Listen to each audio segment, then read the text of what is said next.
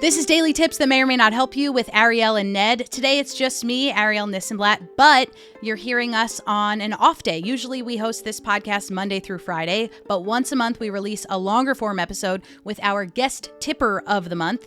This month, January, we are so excited to welcome Emily Griminger onto the podcast.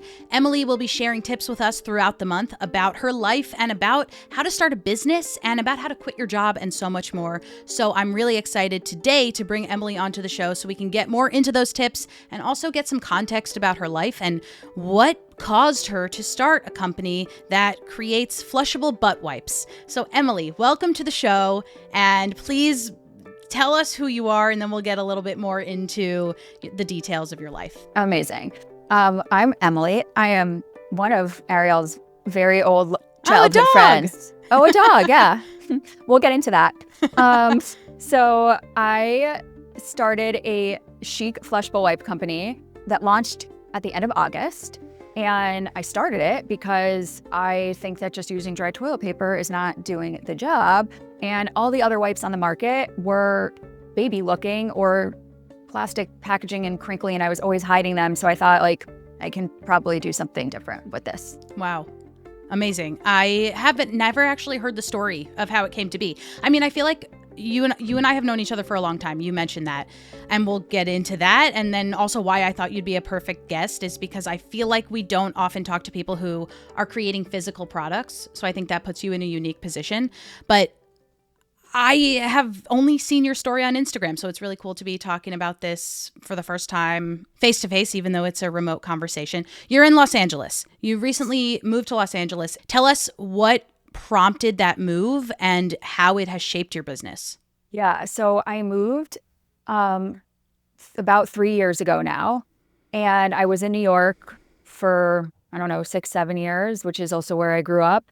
And I personally just felt like the city shifted a lot during and after COVID, which is where I also spent all of COVID. So I was just feeling a little bit trapped. And I wanted to change. I actually had come out to LA during COVID because there was possibly an internal job opportunity out here for me.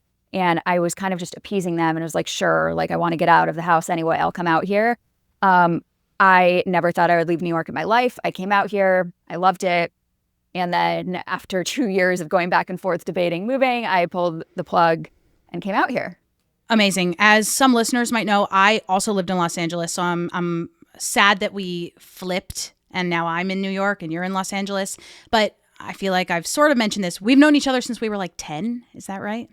I was thinking about it earlier. It's been like over 20 years. That's disgusting. Disgusting. But it's also kind of beautiful and cool.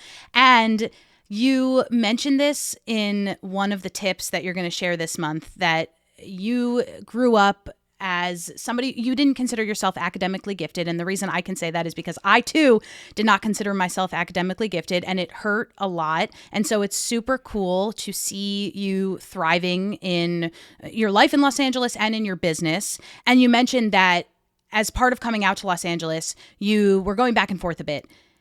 For a long time, you had a career not in Chic flushable butt wipes. What was your career? And tell us about what eventually prompted this big shift. Yeah, so I was at the same company since I graduated college, so for about 9 years. Wow. And yeah, wow is right. Unheard of in millennial terms. I like to say I'm a bad millennial. For a while, I actually thought it was like a positive thing to stay at the same place for that long. Now looking back, not sure if that's true. But anyway, so I did a variety of different types of jobs, and probably about 2-ish years ago when I decided I wanted to actually implement this idea about butt wipes that I've had for quite some time, I tried to figure out how I could do that while keeping my job because I knew it was going to be an expensive venture. But honestly, I think the only reason I was able to take this jump was because moving out to LA, not really knowing anyone, was so incredibly uncomfortable and also not the path I thought I was going to take. Thought I was going to be in New York forever. And doing that and knowing I could do it made me feel like, okay, I can do something else that's challenging and difficult, and totally off the beaten path, like start a chic butt wipe company. Totally off the beaten path, and also not a sentence that you hear very often. No.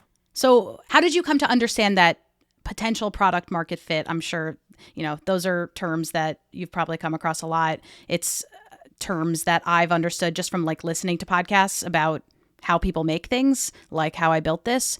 So I'm just curious, like, first of all, where the idea came from. Second, how you decided to start packaging the wording as well as the physical packaging that makes up the product. And yeah, everything that came along with that. Yeah. So it was quite the process. The idea itself, I had come up with basically out of a personal need. I didn't want to keep using a product that looked like it was made for babies or kids, or honestly just has a stigma that it's embarrassing because you use it in the bathroom and you're always hiding it. And look, like a lot of people do hide or put away, I should say, a lot of things in their bathroom because they want it to look a certain way. But what I was thinking about is how over the last 5+ years, the skincare market has really exploded. And a lot of the packaging of skincare is actually meant to be left out on your counter. There was like, for a while, people had those like clear acrylic shelves in their bathroom to like display all of their skincare or makeup. And I just had this thought, like, what if I can develop a reusable dispenser that looks as chic as a skincare product? Because technically it is skincare. Yeah. And so as I was developing it, that was kind of the inspo. How I knew there was a market, I mean, there are major companies doing hundreds of millions of dollars a year in revenue just off flushable wipes. So I knew the market was there. People were using the product. They just hadn't seen it in this way before, which has required a lot of education. But I didn't feel like I had to do a ton of market research because it was done already, right? Like those companies kind of paved the way for me to do this in a different way. Yeah. You're packaging it in a different way. You're maybe marketing towards different people. Yeah, for the most part, I would say my main audience are millennial women, but honestly, men too have been purchasing it. But what surprised me the most is actually a lot of what I thought was going to be my target market for the most part has been a lot larger than I anticipated. Like there are a lot of people in their 60s or 70s buying this product, not something that I anticipated. So that's been a nice surprise. I won't say no to anyone buying my product. So, yeah, of course not. Let's get into some practical tips about starting a business. What were some of the things that you had to do to make it an official business? Wow. Okay. So the first thing I did was the second I came up with the name, I filed for an LLC. Wow. And that was What is the name? Tell us the name. The name is Semmi, SEMMI, and it comes from a childhood nickname, which my parents have called me my entire life that I used to be embarrassed by, which is Sweet Emmy. Aww. And it's funny because I feel like you and your mom also used to call me like a variety of nicknames. So that's how I came up with it. I didn't want to silo the brand into just wipes, which is why I didn't call it like girl butt wipes or something. So I wanted it to be a brand that felt chic and discreet and not necessarily screaming like this is something you wipe your butt with, which is why I went the more personal naming. I love that. So you filed for the LLC. Any surprises in that process or things that people might want to know about? Yeah. So I'd say in general, like the first things I focused on were my intellectual property and making sure that I had the right legalities of like actually having a business set up before starting a lot of the work that's like the sexy, fun, cool work. I personally used LegalZoom to help with that. There are many online companies now that can help you file for an LLC. You actually can do it yourself too. I just was working full time, so chose to outsource certain things that I thought would take a long time for me. And then you have to do it like if you live in a certain state, there's different rules by different states.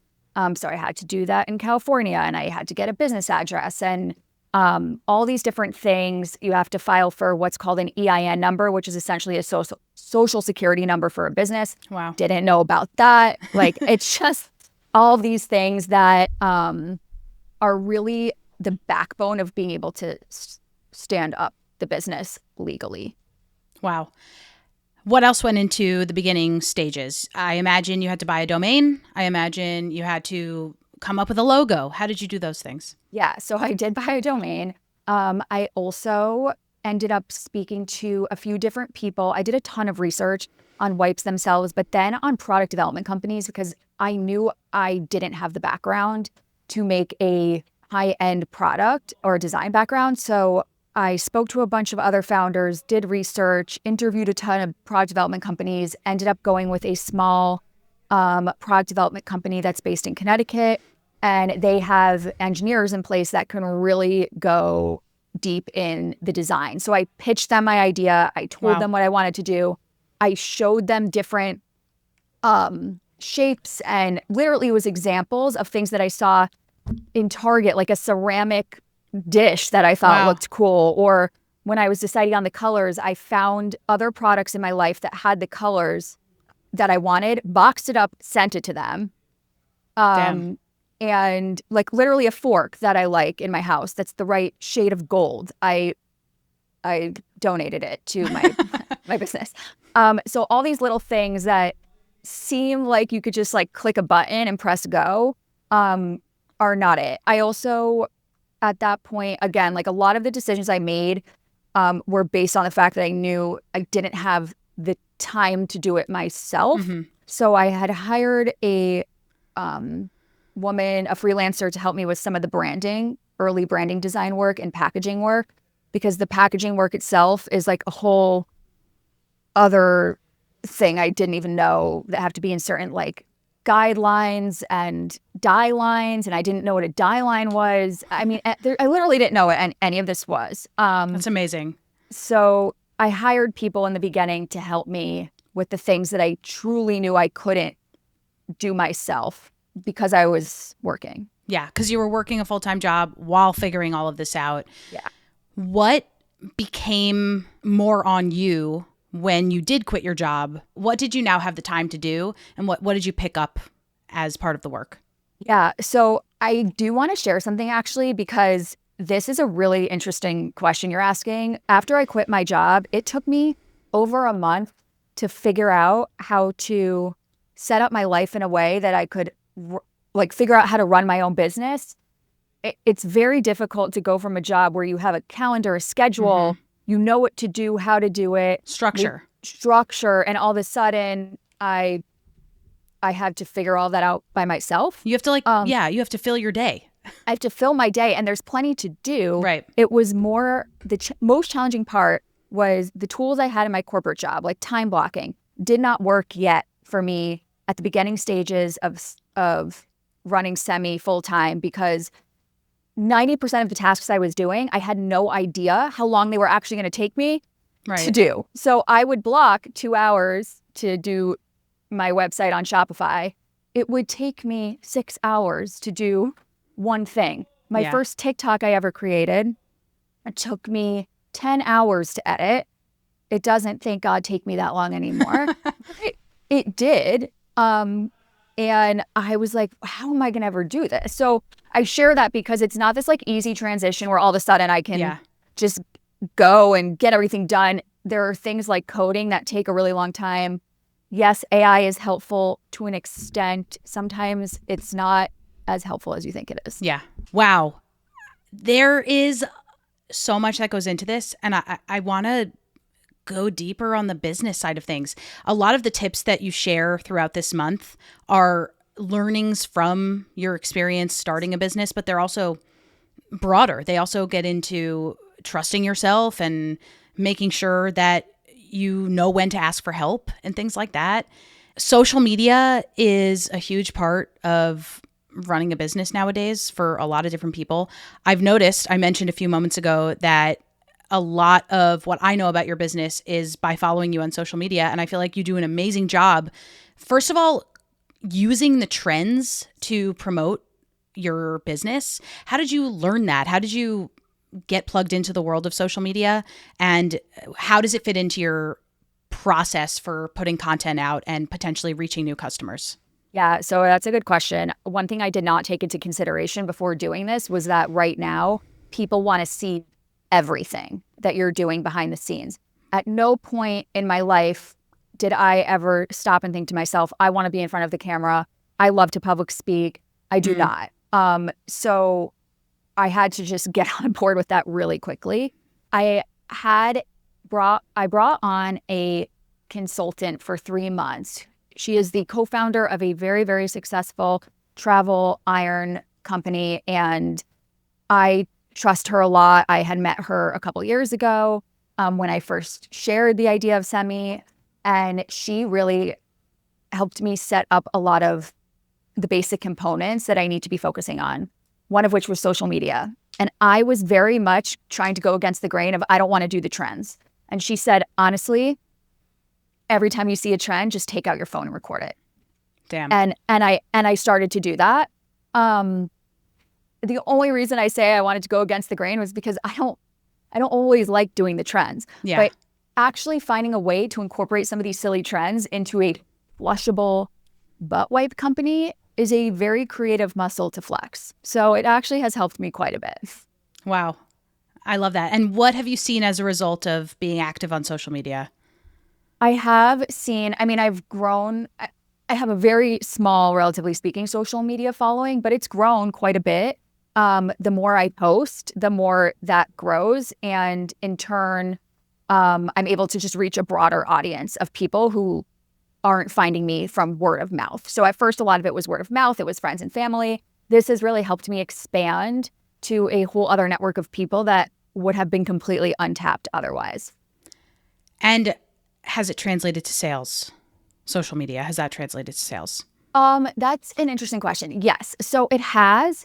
I would say a lot of my ads that I'm pushing have been very good for sales too. Amazing. Some of them are social media posts that I turn into ads, which is why I answered that with a little hesitation. But yeah, it definitely helps. And it also, if anything, just has been really good for me to see what people engage, what people are interested in knowing. That's the one really nice thing about social media is there's a lot of analytics behind the platform that allow you to actually see what's working and what's not. When it comes to turning some of your social posts into ads, do you have any tips around how to select the audience that you're sending that out to? And once you do get the initial data back from that, do you double down on some of that spend? Yeah, I have to be very careful with the spend. So one thing that people should know if they're going to use Meta ads, which is the main platform, they are very expensive to run. And I learned that quickly. I did not know that at first. So a lot of it is, if I probably could have done one thing differently, I maybe wouldn't have gone so quick to run ads using a ad agency to help me just because it is so expensive. However, I have used that as research because it gave me so many analytics. I noticed that every ad campaign I run, the videos that do the best, that convert to the most sales, are where I am talking about the business, which I hate because I don't want to be the face every single time I have to create an ad, but it is just me. So I do need to talk about it. And that's what people want, to be honest. If you had a random actor, people would not associate that with you. Your name is the brand, Sweet Emmy. So who is Sweet Emmy? Yeah, people want to see that. And I also think it's a lot of the advice that you get as a female founder in a city that you probably are also part of other groups that do give a lot of advice around that. There's probably a lot of, you do need to be doing behind the scenes content in order to show what this process is, because that is something that might attract a potential investor, right? They want to know the story behind it. Yeah. And I'll say what I'm hearing now as of late is they're referring to it as building in public. And I will say something about that has been helpful that I did not anticipate outside of sales and customers is it's actually given me an outlet to connect with other female founders, both in LA and across the country. And I actually made a really good friend on TikTok because we just DM'd each other and she happens to live down the street. So that's been a true blessing in disguise. What's her product or service? She is about to launch a fragrance brand in February that's based around developing memories around scent, which I think is really unique. That's So while really we cool. have we're in really different spaces, a lot of what we go through on a day-to-day is similar. And we've been able to just vent a bunch and also help each other in areas where maybe we are not so great at. Yeah. Wow. That's amazing. So we're recording this right around the holidays. The holidays have just passed. I imagine that's a big time for you in terms of sales or hopeful potential sales. How did it go? What advice do you have for yourself for next year when this time comes around again? I think hopeful was the key word there. So again, I've only been around for like 4-ish months, 5 months. And I was seeing really good traction on my sales in September, October, and early November. Then I'm sure a lot of people noticed this year that it felt like Black Friday started in July. So that was very difficult as a small business because I can't go on sale too early. I can't go on sale too aggressively, but I do have to go on sale at some point. Interestingly enough, what I noticed was I started my sale November 18th. The second I started my sale, my number of orders actually dropped dramatically. I ended my sale December 8th, went back to full price, and what I saw was an increase in my number of orders. Why? Okay, so let's talk about that though, because that's that's not normal. It's because during that peak time when people are bigger brands, and I don't just mean like the Nikes of the world. I mean, even brands that are considered small, but they do like $10 million in revenue a year. They have the ability to be pushing ad spend in a way that a very new small business, like of my size, cannot break through the noise. Yeah. So unless I was willing to spend a huge amount of money a day, I was not, to acquire customers, it wasn't going to work. Another learning was that a lot of people look at products all year and wait for it to go on sale. My business had only been around for a few months, so no one was waiting all year for it to go on sale. And then the last thing is like maybe semi is not a giftable product, and that's honestly fine because that means you can buy it all year round. Versus like an expensive sweater, that's a giftable product. Pajama is a giftable product. A computer is a giftable product. Maybe butt wipes is not like the most giftable product. And that was also a big learning for me. So now things are rocking and rolling again. But it definitely I did not have the Black Friday I thought I was going to have. And I was actually really disappointed by it. Okay, but good to know for next year that maybe that's a time when you decide to actively buck the trend and say like, I'm not doing a sale. I'm actually raising prices around Black Friday. Yeah. I mean, that would be different. That would be kind of kooky. Emily, there's a dog that keeps popping into your screen, which I love. I'm sorry. I'm not asking you to say sorry. Instead, I'm asking you to share your relationship with dog walking and how this fits into your overall money-making efforts. Yeah. So I actually refer to any dog that I've walked or watch as my investors because they are. And that started probably right around when I started working on this and realizing how expensive it was going to be. So I'm in the West Coast, as you mentioned, but the majority of my company, or honestly any financial services, is going to run on East Coast hours. So I was working like 6 a.m. to 2 p.m.-ish. Then I was walking dogs a few times a week, which then turned into babysitting dogs when people go away. Of the money I've spent on semi, so far, about 15% of that has come from dog walking and dog sitting. And now that it is really my only source of income, I say yes as much as I can. But I actually don't have a dog. I just am. These are friends of the semi. Frequent investor meetings, if you will. That's great. And on the road too, and picking up dog poop. Yeah. I think in one semi for dog butts? ? Oh, I think eventually I'll go that direction at some point because I have no choice. And people spend on their pets. I know. Yes. So I will go that direction eventually, but I'm just trying to do one thing at a time. Yeah. But yeah, I mean, if the dogs ask for it and they use their words, I'll do it. Yeah, you're definitely a feedback-oriented founder. Emily, we talked a lot about the work that you do, but we haven't talked about how you detach from work. So do you detach from work? If so, what do you do to relax? Yeah. Like, I don't know that I've been relaxed for a while at this point. That's also been really difficult. I feel a lot of responsibility in the success of this, obviously. So I'm having a hard time disconnecting. I have really tried to make sure that I don't work on Saturdays. Good for you. Or Sunday mornings. But I do often set myself up for the week, Sunday afternoon, evening at some point. But there have been times where I will not have a social plan for like 10 days and I'm going crazy. Building a business by yourself, especially, is actually a very lonely endeavor. I was not prepared for that. And so I've noticed when I have no social plans, it's actually bad for the business. It's bad for me. It's bad for the business. So I try to make sure to get outside every day in some capacity. I will go to workout classes a few times a week. And I do try to close my computer at a decent hour, but I love that even as an aspirational tip. It's very difficult. It really is. But if you don't disconnect at some point, I just think it becomes detrimental to you personally and also to the business, because I lose my creative spark, if you will. Yeah. And my friendships are really important to me. So I want to make sure that they're not being negatively impacted because I made a decision to start a business. Yeah. Tips on making friends in a new city, a new to you city. This is your third year in Los Angeles. How did you make friends? And now you mentioned you have some friends through the business. Yeah. And I imagine you're making more. Yeah. My first year out here, I pretty much said yes to anything that somebody invited me to. And it wasn't always like a big success by any means, but I would meet a person here or there.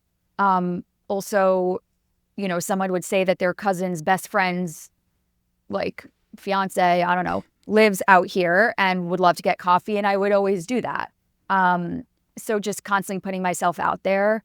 I'm glad I didn't try to start a business and do that at the same time. I think I would have burnt out really fast because it's exhausting. It's not easy, but eventually I ended up finding people that I love being around and are great friends. Wow. But it took a while. It wasn't an easy transition, but I kind of knew what I was walking into, not knowing practically anyone. So luckily there's in a lot of big cities these days, a lot of like community events, a lot of things you can go to during the day of different activities or so it's actually been really nice. I maintain that LA is one of the most creative cities because people are stuck in traffic all the time and have a lot of time to think. Oh, does that resonate with you as a new founder? Oh, interesting.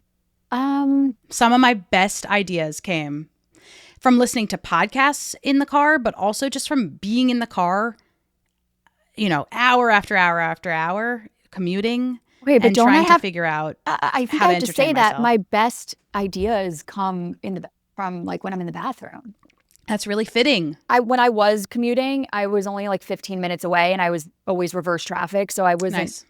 But now that I am going to a lot of like founder events or other events that are in West Hollywood, which is during rush hour, could be an hour from where I live, which is really only like 9 or 10 miles. I have had a lot of ideas. I feel like I often am recording voice notes to myself when I'm driving. So that's actually a great tip. Yeah, so that's cool. You have to write things down or like record them or you're just going to forget at this point. Yeah. Yeah. We got so many amazing tips from this conversation and also from the 4 tips that you will share with our Tip and Dales throughout this month. Emily Griminger, tell us the mission of Semi, just because I really want to hit that home because I think it's the coolest thing that you did this by yourself and of course with help from friends along the way, but you're going to keep doing this and it's going to take off because people need chic, flushable butt wipes in their lives. Tell us about Semi one more time and then tell us where we can find you. Absolutely. People do need Semi in their lives because dry toilet paper is not getting it all when you wipe. Sorry, it's true. It's gross. It's true. Hard truth. And wipes just pick up way more. Actually, I did read recently that, or not recently when I was doing my research, but wipes actually pick up 80% more bacteria than just dry toilet paper alone. So you can sit with that. I just think our butts deserve a lot better than just dry toilet paper. So everyone has a butt, is what I like to say, and everyone needs wipes. And Beautiful. you can find me at getsemi.com, or on social media is get.semi, which is SEMMI. And your personal founder journey is being documented on your personal Instagram? Actually, funny enough, it's on my Get Semi Instagram. Really? Oh, and you're doing a lot of cross posts. I'm doing cross. A lot of people keep them separate. That was not a strategy I was aware of when I started doing this. So we're just doing it all together. I love it all together, and it's working for you, and it will hopefully continue to work for you. Tippendales, definitely check out Emily's work, and these tips are amazing. So I was really excited to interview you about this and to catch up, because Tippendales, Emily and I have known each other for 20 years, as we figured out on this episode today. So Emily, again, thank you so much for joining us. Thank you for being our guest tipper of the month. This is 2026, and we're so excited to have started it off with you. Thanks for having me.